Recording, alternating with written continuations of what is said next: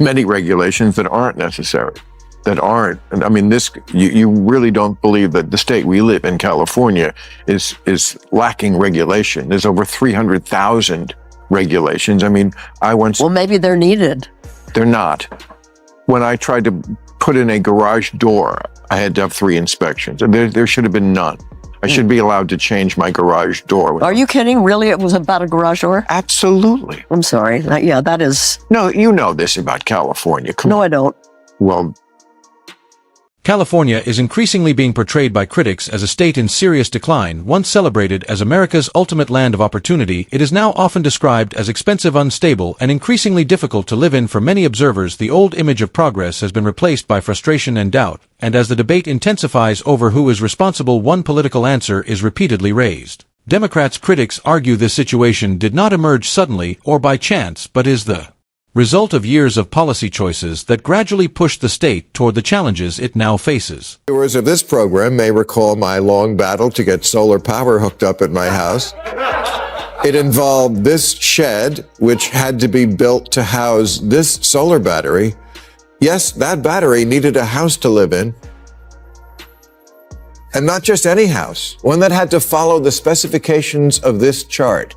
That's a real chart of the steps we had to go through to get this thing turned on. Democrats have to stop thinking that what the voters dream about is to be hassled. If you buy a shed at Costco, it comes with this warning. Warning, this product can expose you to wood dust. Wood dust. During one of his well-known live panel discussions, Bill Maher directly went after the Democratic establishment over California's ongoing problems, and he didn't soften his words at all. The criticism came in fast, sharp, and unapologetic, instantly sparking online debate and attention. Before diving deeper, make sure to subscribe, because what follows only gets more intense as the conversation unfolds. Law requiring large retailers to have a non-gendered toy section. A non-gendered toy section? Isn't Ken enough? We need a law for that? You have to inject yourselves into everything, from where you can throw a frisbee to who can braid hair? This is why so many people, by the way, were triggered by COVID policies. They were already sick of rules. Regulation should be a good issue for Democrats. It's certainly one they're associated with. And I think the average voter would agree that banks and chemical plants and drug companies need watching. MAH opened by highlighting California's heavy focus on regulation, a criticism shared across many viewpoints. The state is known for layers of permits, rules, and oversight that affect everything from small businesses to home projects. What should be simple often turns into slow, complex bureaucracy, with environmental laws, zoning rules, and licensing requirements piling up. For many residents, this no longer feels like protection, but pressure, raising costs, slowing progress, and frustrating everyday life. Critics argue that when regulation becomes excessive, it stops helping and instead starts holding the system back, and they say this is a key reason California feels increasingly weighed down by its own policies. You can't dump the waste from your hog farm straight into the water supply. We're mostly all for that. But Democrats have become a parody of themselves, just making rules to make rules because it makes you feel like you're a better person. Making sure that everything bad never happens again, which you can never fully do. It just makes everyone else's life a drag.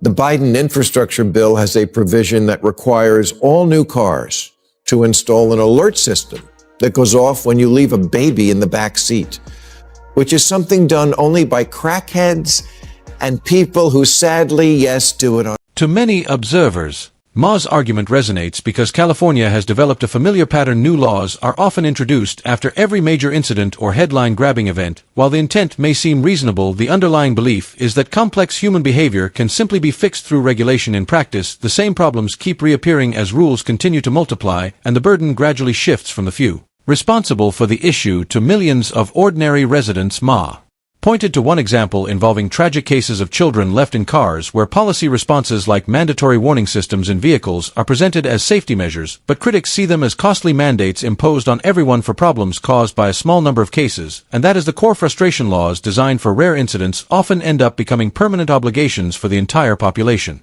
creating more inconvenience than real solutions. is not going to fix this problem, and Democrats no longer possess the common sense to understand that not every problem in the world can be fixed with a regulation. But don't tell that to the advocacy groups who also want every future car in America to only start when the driver blows into a breathalyzer. Oh, great, my other car is a Karen.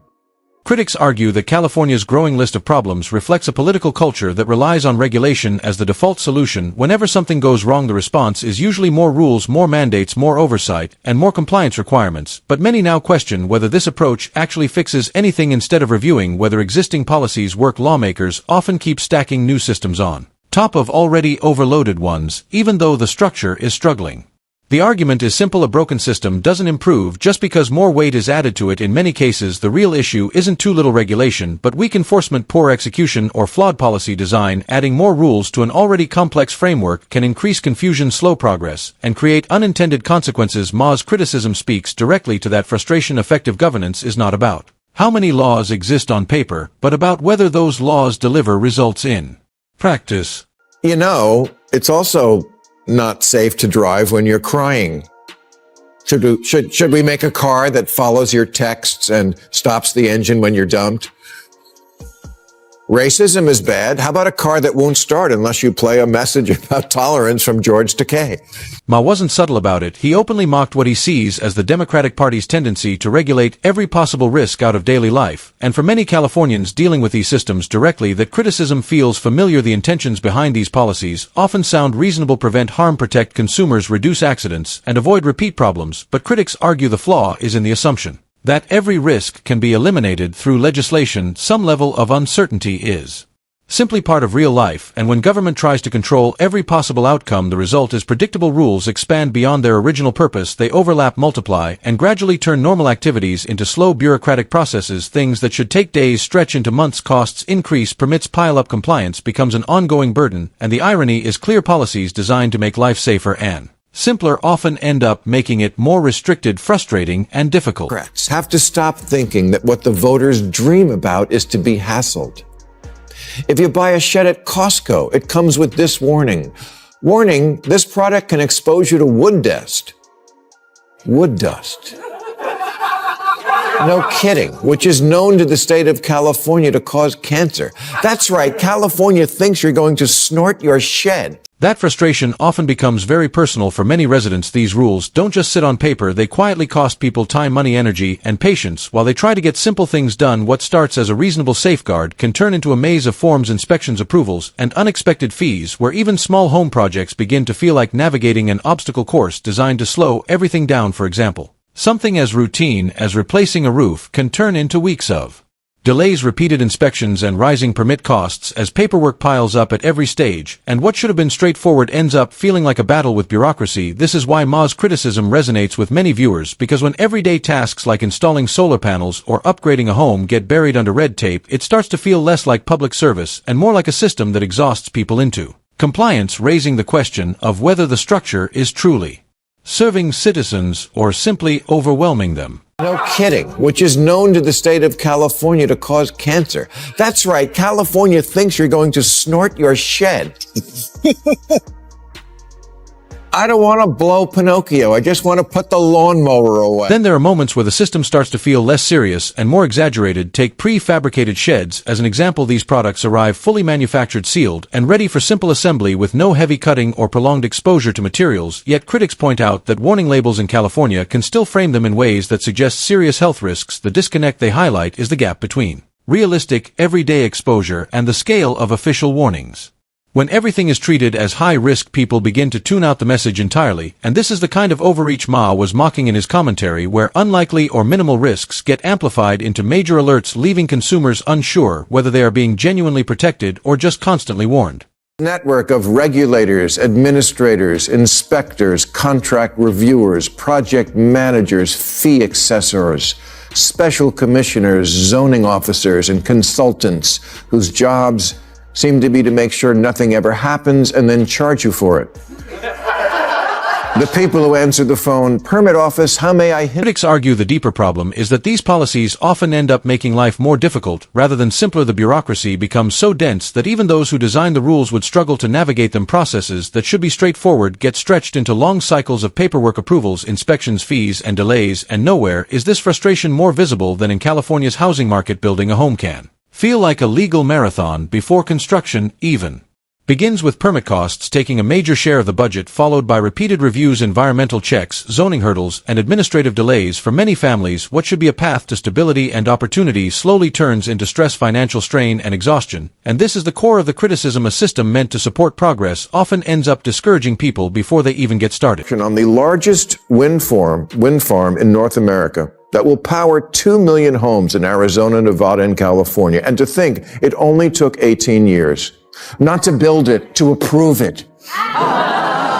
18 backlogged, knuckle-dragging, pencil-pushing, thumb-twaddling, ball-scratching years to finally get to yes. When they started doing the paperwork, Leonardo DiCaprio's girlfriend wasn't even born. Large-scale projects are often cited as examples of the same pattern on a much bigger scale. Critics point to cases like the Wyoming wind farm, which reportedly spent over a decade moving through approvals before significant progress could begin. Instead of rapid development, it became stuck in years of environmental reviews, lawsuits, political disputes, and regulatory negotiations, turning what was meant to be a major infrastructure achievement into a symbol of bureaucratic gridlock. California's high-speed rail project is another frequent example, facing rising costs, shifting timelines, and ongoing delays tied to permitting and regulatory hurdles, while the Keystone XL pipeline also spent years caught in legal challenges, reviews, and political reversals before ultimately being canceled. Even housing developments in major cities often face long zoning battles and approval processes that stretch on for years, and critics argue that at a certain point the system stops looking like oversight and starts looking like paralysis, raising the bigger question of whether it is still built to deliver progress efficiently, or whether it has become so process-heavy that very little can move forward without years of delay. 100,000 regulations. I mean, Well, maybe they're needed. They're not. When I tried to put in a garage door, I had to have 3 inspections. And there should have been none. I should be allowed to change my garage door. Are you kidding? Really? It was about a garage door? Absolutely. I'm sorry. Yeah, that is... No, you know this about California. Come No, on. I don't. Well, I'm sorry. I don't. You've never heard that California is overtaxed and overregulated? That we are a one-party state where there's sort of no checks on that sort of In many ways, that brings the entire discussion back to its central point. Policies originally created to protect the public and prevent harm, critics say, have gradually turned into a system that often works against the very people it was meant to help. Overregulation, endless permits, and layers of bureaucracy don't just slow projects down, they take time, money, and energy from ordinary people trying to improve their home.